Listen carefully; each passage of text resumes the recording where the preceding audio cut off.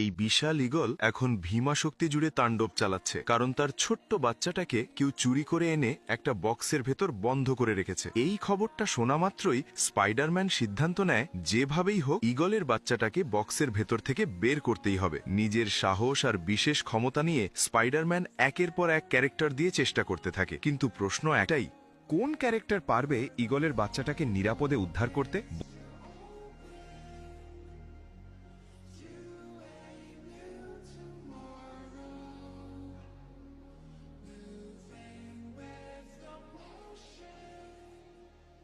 বন্ধুরা, আমার তো মনে হয় অস্কার এই একমাত্র ক্যারেক্টার যে এই অসম্ভব কাজটা করতে পারবে। আর হ্যাঁ, এখানে ফ্রি ফায়ার লাভারদের জন্য একটা চ্যালেঞ্জ। যারা ফ্রি ফায়ার ভালোবাসো তারা একটা লাল হার্ট দাও, আর যারা পাবজি পছন্দ করো তারা একটা কালো হার্ট কমেন্ট করো। চলো দেখি কোন গেমের ফ্যান সবচেয়ে বেশি, ফ্রি ফায়ার না পাবজি। সব বাধা পেরিয়ে শেষমেশ অস্কার ক্যারেক্টার বক্সটা খুলতে সক্ষম হয় আর সফলভাবে ঈগলের ছোট্ট বাচ্চাটাকে নিরাপদে বের করে আনে।